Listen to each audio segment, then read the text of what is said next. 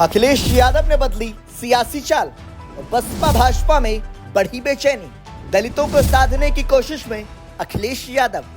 Samajwadi party के सांसद रामजीलाल सुमन के राणा सांगा को लेकर दिए गए बयान पर बवाल थमने का नाम नहीं ले रहा है। समाजवादी पार्टी के अध्यक्ष अखिलेश यादव खुलकर अपने सांसद के समर्थन में उतर आए हैं, जिसके बाद उन्होंने इस लड़ाई को ठाकुर बनाम दलित बना दिया है। अखिलेश यादव ने कहा कि सपा सांसद पर हमला करने वालों को यूपी के डीजीपी और सीएम योगी आदित्यनाथ का समर्थन मिला हुआ है, इसलिए पीडीए को चुन चुन कर निशाना बनाया जा रहा है।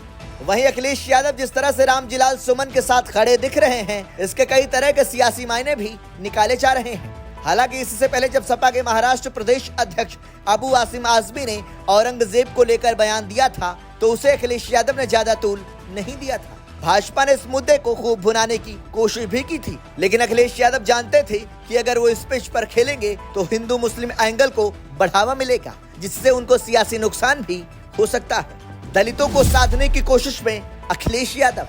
दूसरी तरफ जब रामजीलाल सुमन के बयान पर हंगामा हुआ तो अखिलेश यादव उनके साथ खड़े दिखाई दे रहे हैं।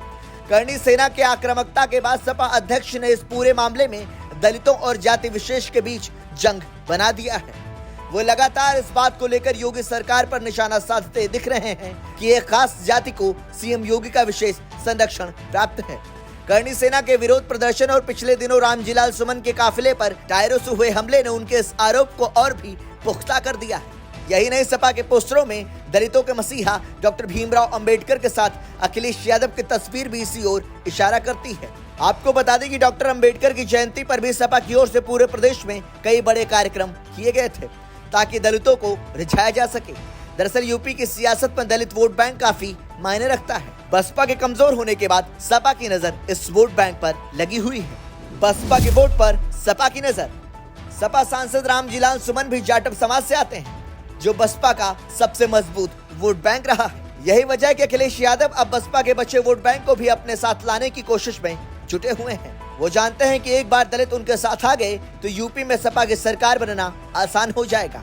सपा अध्यक्ष लोकसभा चुनाव में भी पीडीए फॉर्मूले का दम दिखा चुके हैं, जिसके बाद अब उनकी नजर 2027 के विधानसभा चुनाव पर है। दरअसल अखिलेश यादव के इस दांव से सिर्फ बसपा ही नहीं बल्कि भारतीय जनता पार्टी के लिए भी मुश्किलें बढ़ सकती हैं, क्योंकि साल 2022 के चुनाव में बीजेपी के दोबारा सत्ता में आने में लाभार्थी वर्ग का बड़ा योगदान रहा था। इसमें दलितों की भी बड़ी संख्या थी।